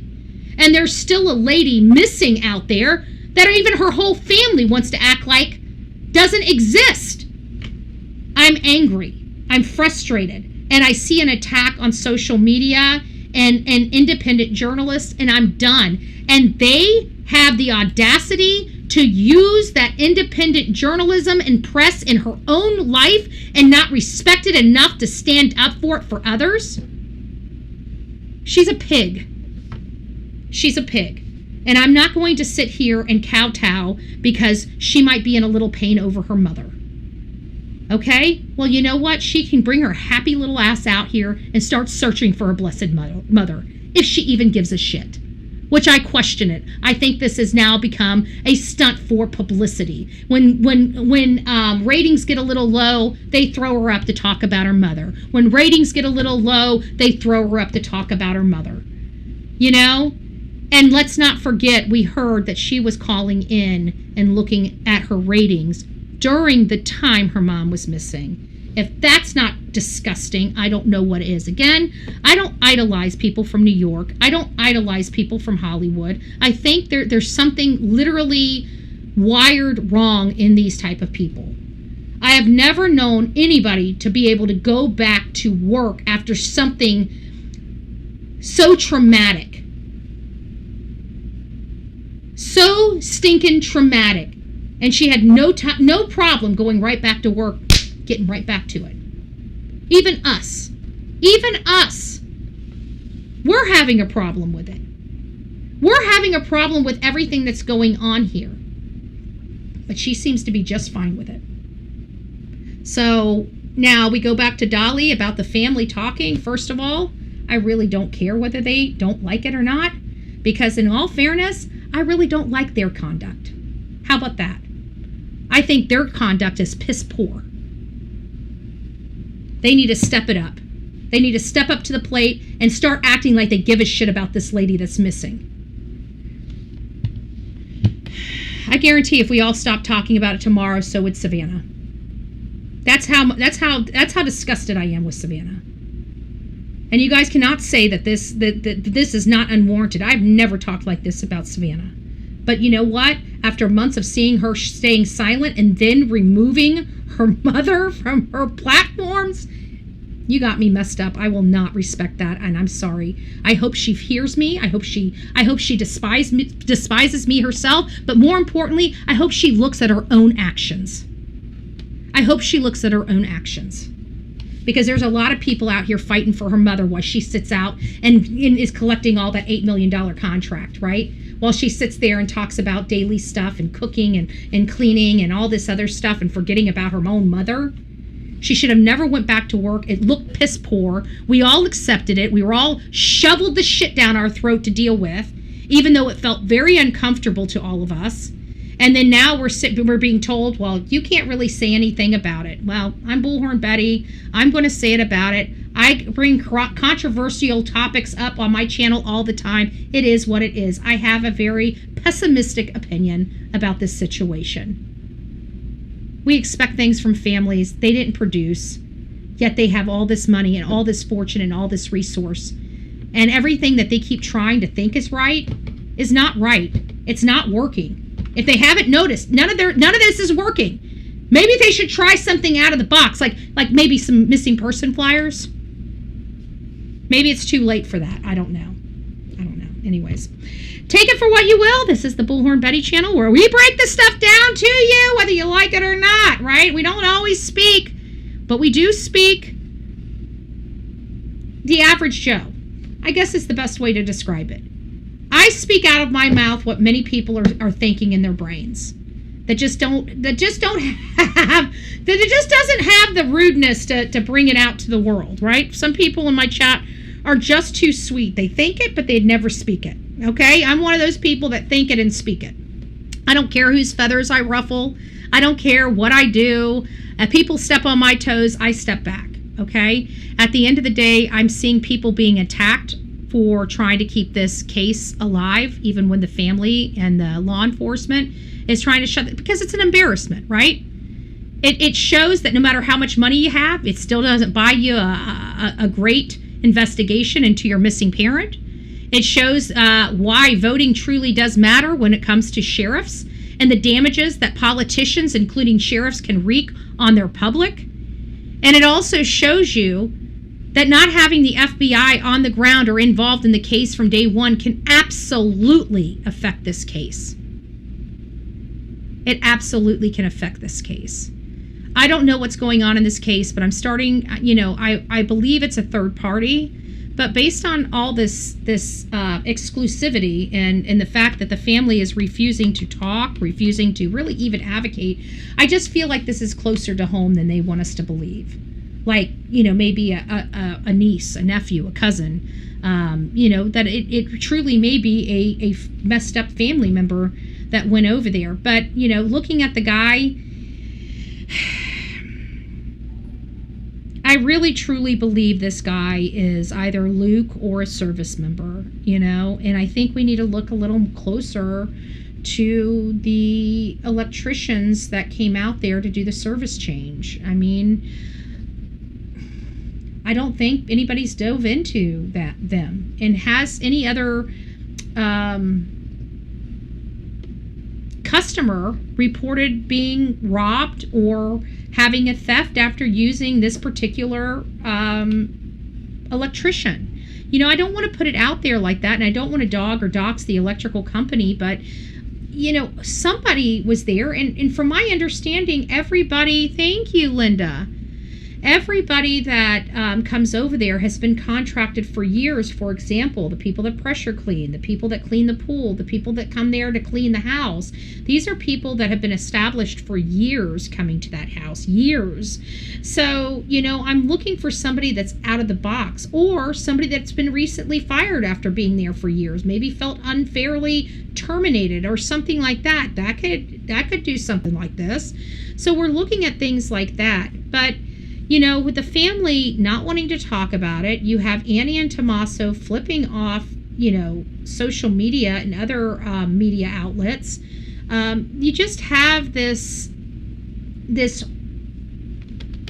family that isn't acting right for what we're dealing with here, and a criminal sheriff that's telling us nothing to see over here. It's starting not to feel too comfortable. It's starting to feel so uncomfortable that we might have to circle back to the family, looking at Tommaso and Annie, you know. You guys know I never believed that they were part of it. We did dive into it. It's just not something I believed that they were involved in. But the more like, something isn't right here. I just don't like what I'm seeing here. It's making me feel uncomfortable to see Savannah removing her mother off of her social media. That is always a terrible sign. Like, why? Like, you don't even hardly go to your, like, for me, like on Facebook, I post. I very rarely go there and scroll and read, and unless I'm doing research. And then, of course, I'm over there, you know, reading and scrolling and stuff like that. But very rarely do I go and look at my own content and say, ooh, I don't want this anymore, and remove it. You know what I'm saying?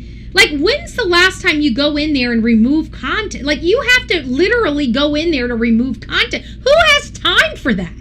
So for her to go through here and literally delete it, it just sucks. It was an activity she specifically took. I mean, think about that. Your mother's missing and you're going there looking at her precious little face and hitting delete. I wouldn't even, I don't know if I would be able to do that. I really don't know if I would be able to do that. If I could go there with a missing loved one and hit delete as they're still missing. I mean, that would make me break the frick down. How heartless do you have to be to log in and delete your missing loved one? Anyways, that's my thought. I know people didn't like it. I didn't mean to be so derogatory toward calling her a pig. It just fell out of my mouth, but it fit. So I figured if it fell out of my mouth, it was meant to be said. So it is what it is. I don't know if I necessarily think she's an effing pig, but I definitely would never be friends with the likes of Savannah Guthrie. She's not my people. She would never be my people.